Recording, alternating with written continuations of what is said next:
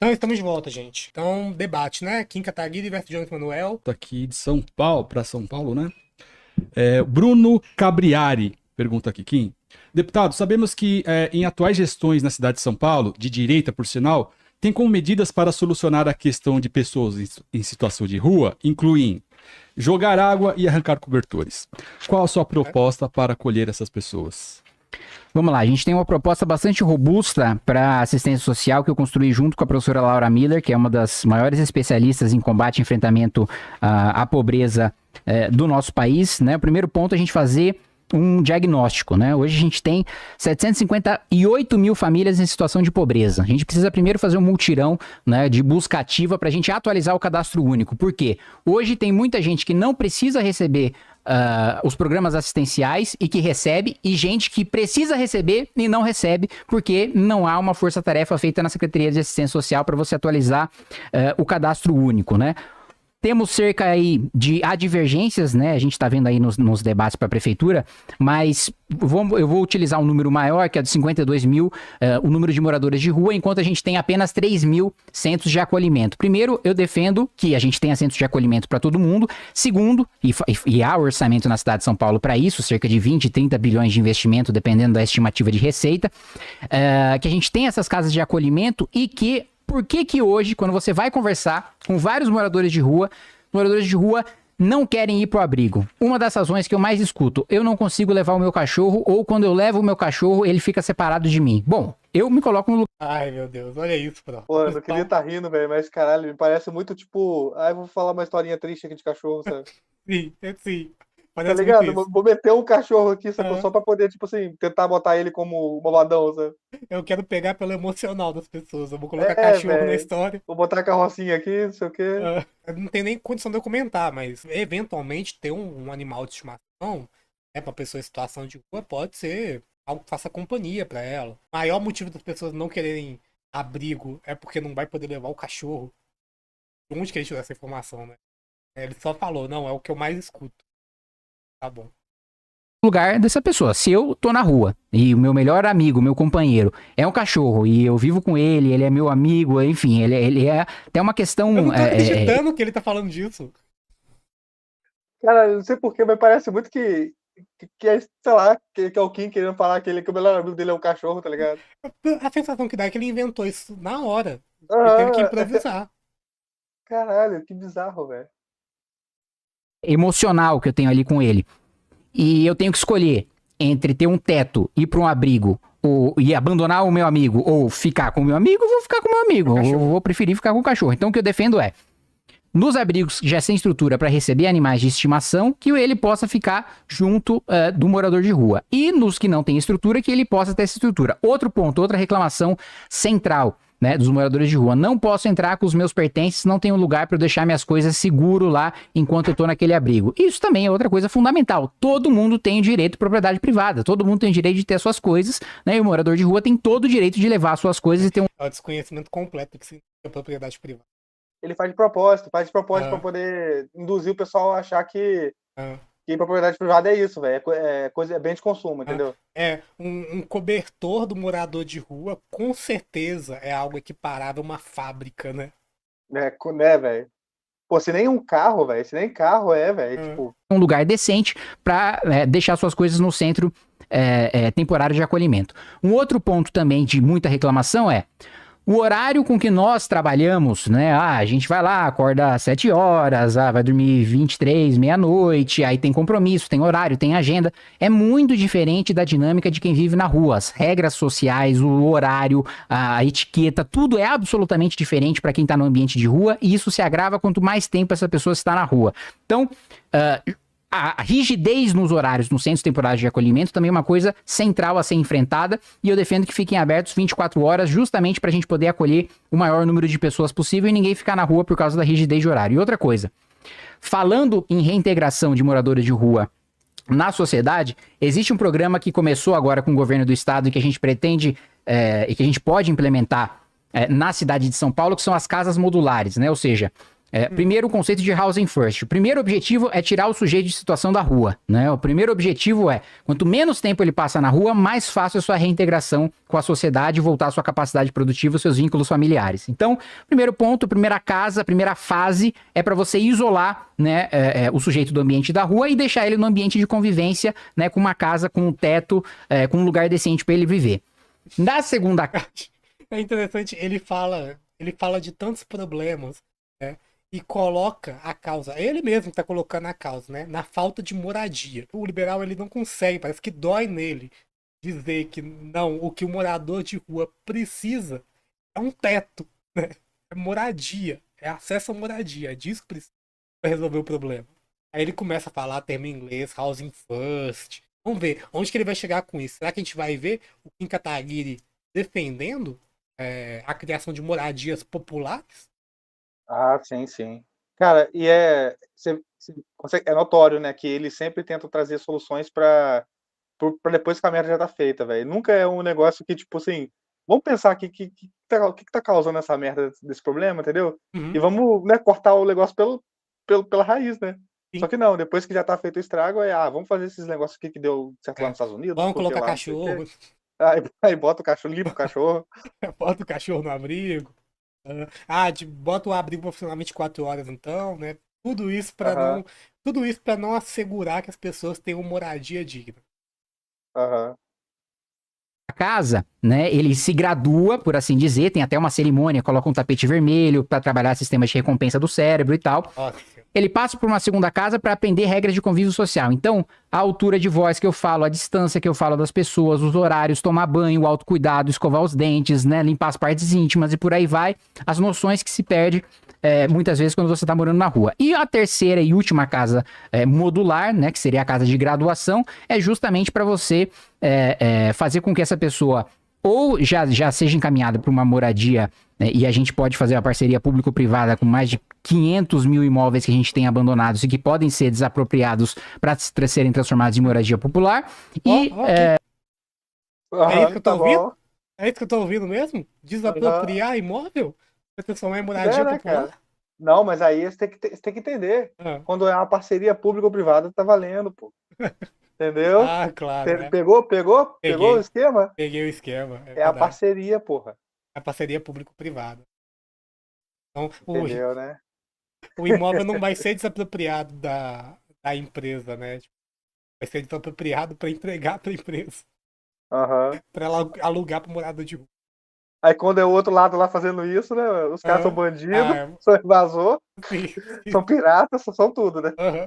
Não. Quando a empresa quer desapropriar a moradia, aí pode. Tipo, se o Guilherme Boulos fizer isso, aí é invasor.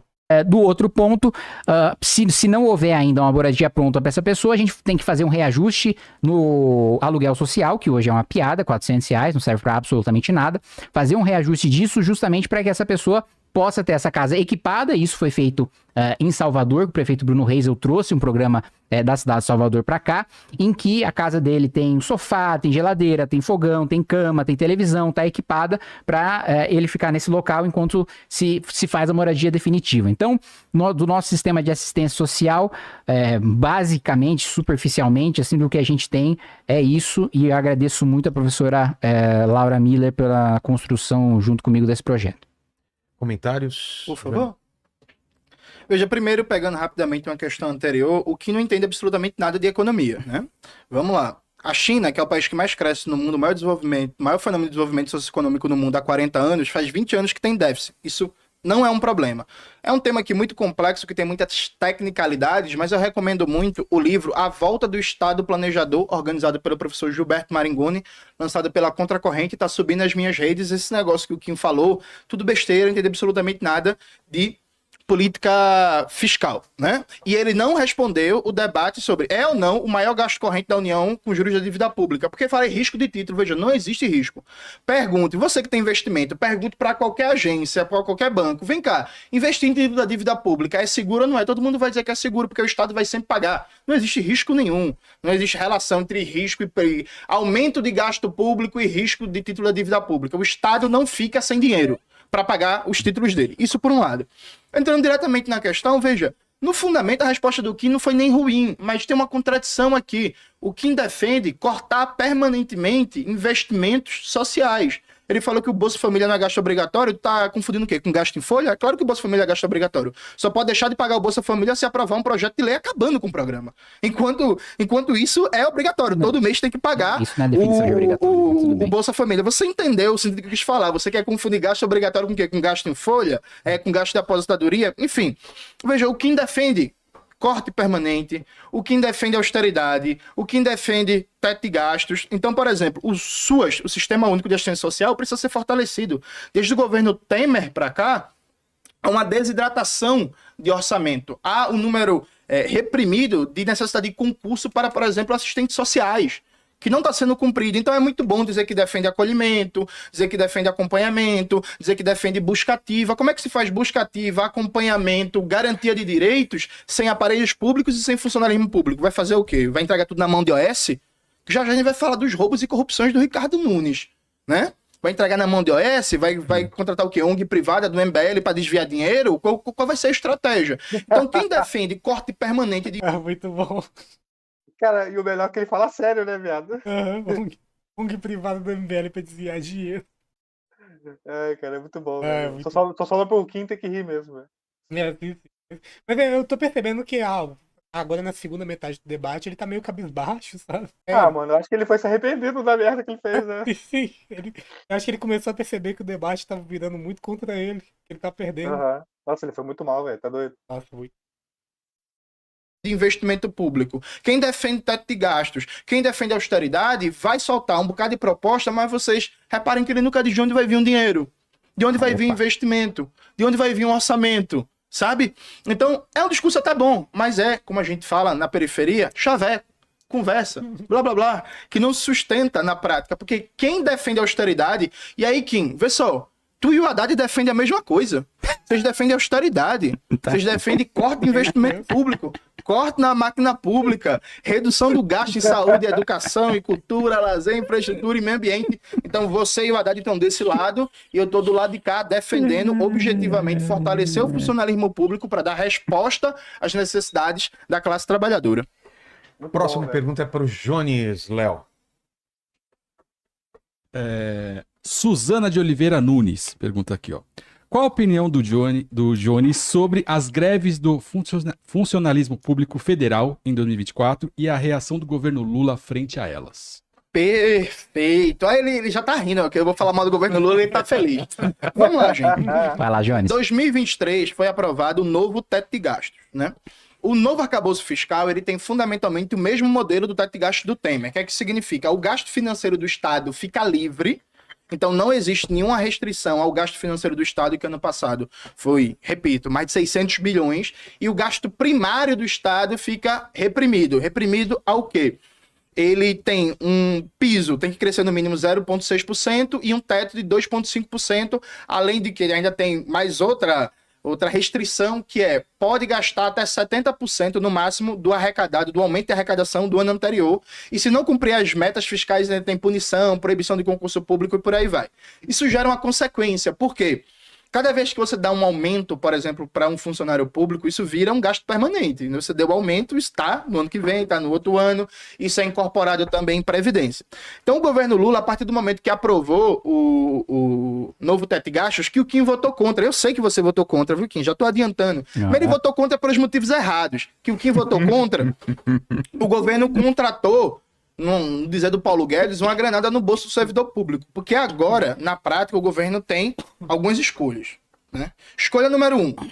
Ou ele corta violentamente de outras áreas e não vai cortar, por exemplo, da elite militar. Ele não vai fazer isso, da elite do judiciário, etc. Os benefícios, por exemplo, o Kim é tão a favor do livre mercado, o Kim, por que tu não propõe acabar com o Plano Safra, que destina 400 bilhões de dinheiro público para o agronegócio? O privilégio maior é esse. No Safra, 400 bi. 400 bi para o agronegócio. Plano Safra, 400 bi. Plano Safra, ano passado, foi o recorde do Plano Safra.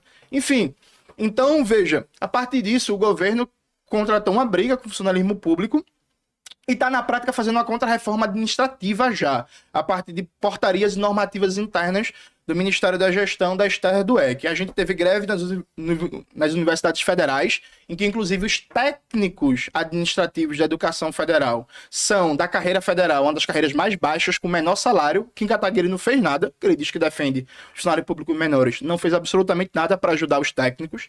A gente teve greve no IBAMA e no ICMBio, que a postura do governo foi autoritária, foi horrível, e agora a gente está vendo a necessidade, né, do serviço público, da proteção federal, frente aos mais de 150 mil focos de incêndio. A gente está tendo greve no INSS, que é um verdadeiro absurdo. O governo não quer reconhecer como carreira típica de Estado. O governo não quer garantir coisas básicas, como, por exemplo, está trabalhando home office, vai ter uma ajuda de custo para energia, a internet e a máquina, né? Porra, tu vai pagar do teu bolso? Imagina, tu trabalha numa empresa, a empresa não, vai trabalhar home office. Mas a energia é do teu bolso, a internet é do teu bolso e o computador é do teu bolso, sabe? E o governo está sendo repressivo, inclusive chegou a cortar o ponto dos grevistas. Então, de maneira bem clara e objetiva, para você que eventualmente não me conhece, não sou petista. Quem concorda com o programa econômico do PT é o Kim, que defende teto de gastos, que defende austeridade, que defende PPP, parceria público-privada, né, em saúde, em educação, em presídio, em meio ambiente e tal. Nós do PCBR somos oposição à esquerda ao governo Lula. Por quê? Porque esse governo não está lutando para reverter nenhuma das contrarreformas do Temer e do Bolsonaro, como, por exemplo, a contrarreforma trabalhista, que aumentou a precarização do trabalho e a privatização das refinarias, por exemplo, a refinaria Landolfo Alves da Bahia, que aumentou o valor do combustível e do gás natural na Bahia, ou a Isaac Sabá no Amazonas. Hoje o Amazonas tem um dos combustíveis mais caros do Brasil inteiro. Então o governo Lula mantém todas as privatizações e está avançando na agenda do Temer, a ponto para o futuro. O governo Lula 3 é a continuidade da agenda do Temer, da ponto para o futuro, da PPP, da austeridade e da precarização dos serviços públicos. Então, para nós, é fundamental que todo o funcionalismo público federal e toda a classe trabalhadora se coloque frontalmente contra o novo teto de gastos, lutando pela sua revogação, para a gente ter um novo marco de política fiscal no Brasil que permita dar atendimento concreto às necessidades da classe trabalhadora, porque parece que às vezes a gente só percebe a necessidade na emergência. Então, quando tem mais de 150 mil focos de incêndio, a gente se pergunta, eita porra, cadê o IBAMA? Cadê o ICMBio? Mas, pois é, gente, tem déficit de funcionários, tem déficit de equipamentos, tem déficit de estrutura. Ah, não, a Anvisa demora para fazer o licenciamento. A Anvisa Depois, quando tem a queimada, não adianta chorar, né, gente? Tem teto de gasto, tem déficit de funcionário. pediu em agosto um concurso para 90 novos funcionários, o governo respondeu até agora. Percebe? Sem falar em universidades federais, sem falar no INSS e por aí vai. Então somos contra o novo teto de gastos. Muito bom, bravíssimo. Não tem nem como responder, né? Porque liberal fica dizendo que o Lula é comunista, que o governo do PT é comunista e tal. E aí a gente tem um comunista, né, que se coloca como oposição ao governo federal e ainda coloca na conta do Kim, ainda, né? Não, ainda enquadra ele como semelhante a quem ele mais critica, sabe? Exatamente, né? Aham. A gente tem aqui o comunista falando mal e não tem outra alternativa, né? Ou o Kim não responde, né, o questionamento, o que eu acho difícil dele responder, ou ele concorda, né, com as decisões do governo federal. Ou seja, Pois é. tá concordando com o governo petista. Nossa, mas o contraste, Comentários. o Não, tá. contraste tá evidente, hein, mano? Tem um abismo entre os. Caralho, velho. O negócio de cachorro, historinha de cachorro e tal. Sim, sim. Cada vez. Caralho, mano. Vamos levar o cachorro. Vai, Kim, defende o governo. Isso aí, esquerdistas. Odeiem o governo Lula na linha do Jones Manuel e nos ajudem a fazer oposição a Haddad e ao PT. Gente, eu acho assim, meigo ver o Jones falando, o Kim defende a mesma política do PT, defende a mesma política do Haddad. Vocês entendem como é difícil ter um debate com uma opinião Mas defende a austeridade fiscal ou não defende? Pois é. que nunca vai ser levada a sério, com uma opinião que nunca vai ser majoritária, com uma opinião que nunca vai ter relevância, com uma opinião que, assim, num embate público é uma coisa que chega a ser caricata, né? O cara falar que eu tenho um posicionamento igual ao do Haddad e do PT, sei lá, eu sinto que eu tô vendo uma criança comendo areia no parquinho, né? Falando esse tipo de absurdo. Enquanto a gente tá defendendo, de fato, corte de gastos e de privilégios para uma elite tanto privada corrupta como pública corrupta, que é justamente a nossa defesa, é justamente minha luta, e se você acompanhasse os meus votos e de fato o meu trabalho no Congresso Nacional, você saberia disso, o sujeito tá lá falando que o Haddad é neoliberal demais, né? Mas vamos lá. Aí, velho. Primeiro, rebateu... Tem um propósito essa postura do Johnny, sabe? Tomou 1 minuto do Kim, velho. Só pra ele se justificar, tipo, de que não é igual De que ao não é igual. PT. Sim. Ele Pra ficou 1 você ver. minuto, velho. 1 minuto, cara. Eu comentei isso na última live, que é esse o negócio. Você percebe quem é que tá na postura defensiva no debate, né? E percebe quem tá perdendo. Quem tá se defendendo muito. Nossa, Ele tá ele teve que, perdendo, mano, ele gastou 1 minuto pra poder falar que ele não é o PT, velho. Uhum. Acho Sim, que isso sim. daí conta, né? Não, exatamente. Aprendeu como é que é o negócio, né? Porque eles sempre jogam, né, pra nossa conta. Né? Falam que o PT é comunista, o Lula é comunista. Tem isso, né? A gente tá vendo o MBL e o Kim defendendo as mesmas posturas do governo federal, que a gente tanto critica. Tem um negócio que ele falou sobre, olha, todo mundo sabe que te pergunta pra qualquer empresário, qualquer investidor, risco de dívida pública não tem risco. O risco é justamente o governo pedir dinheiro no mercado e ninguém querer emprestar por causa do baixo juros e falta de risco. Você está rindo por quê? Banco Central? Banco Central, pode rir. O Banco Central recentemente, sabe o que aconteceu? Né, foi pedir empréstimo, né, publicamente, e só 15% do crédito foi cedido. 85% do crédito o Banco Central não conseguiu. Né? E aí você tá rindo de uma realidade que você desconhece. Não é mentira, não. Vai lá na ata do Banco Central e pesquisa. Sabe? É uma coisa básica. Assim, a taxa de juros é uma coisa que a gente mexe como a gente bem entender. O Tombini fez isso e foi a desgraça da pior crise econômica da história do nosso país. A política que você está defendendo é a política do governo Dilma. A política de baixar juros numa marretada. É a crise que nos gerou. Não tem nenhum problema ter déficit. Não, eu não falei que o problema é ter déficit. Não tô falando que a gente tem que ter 100%, não pode ter dívida. Né? Não, o Brasil não vai se endividar, é 0% de dívida. Não, tô falando o seguinte, primeiro, você pegou emprestado... A gente tem que lembrar também, o debate, na teoria, né, é sobre socialismo, liberalismo, né? A gente percebe que quem tá defendendo uma posição socialista é o Jones. O Kim, ele não consegue defender o liberalismo que eles tanto divulgam pra fanzada deles de 14 anos, sabe? Essa coisa que o pessoal mais novo acredita, de libera tudo que resolve. O Kim não consegue defender essa postura no debate, porque ele sabe que é caricato, ele sabe que não funciona. Você percebe um Kim Kataguiri falando sobre fazer política pública, sobre moradia popular, sobre serviço de assistencialismo, sobre defender servidor público, sobre... Não defende porra nenhuma.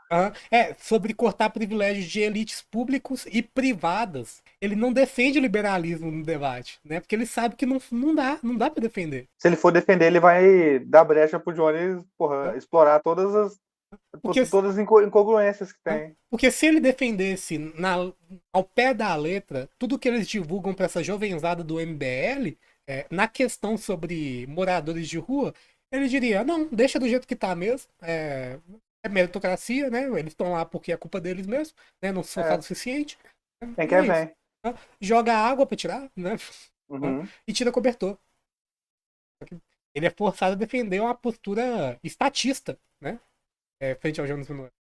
Ele sabe muito bem, o Kim Kataguiri, esse pessoal do alto escalão do MBL, eles sabem muito bem que o discurso que eles vendem é uma mentira, né? Que só trouxa acredita nessas coisas. Eles sabem muito bem que não tem desenvolvimento de capitalismo sem Estado. Não existe isso em lugar nenhum do mundo. Você precisa pagar. Né? A gente gastou muito, a gente gastou mal, agora tem uma dívida gigantesca, e aí você tá jogando a culpa que os culpados são os banqueiros que emprestaram dinheiro. Eu falo, se não emprestasse dinheiro, o governo não ia funcionar, o governo não ia rodar.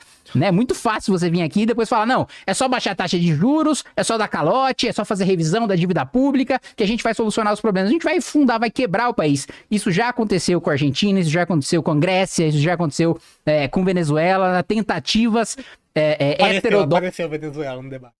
De você dar calote na dívida e dar soluções para o Banco Central, né? E um outro ponto, né, que eu quero colocar é o que não diz de onde vai sair o dinheiro. Primeiro, que a gente tem 20 bilhões em caixa na prefeitura e esse dinheiro é mais do que suficiente para fazer 10%, assim, 115% daquilo que eu coloquei em relação à assistência social. Mas um outro ponto, também tem um plano concreto de cortar 5 mil cargos dentro da prefeitura da cidade de São Paulo, que geraria uma economia de 250 milhões de reais. Você sim, eu não vi apresentar nenhuma fonte de financiamento para nenhuma proposta sua. Você sim, eu não vi.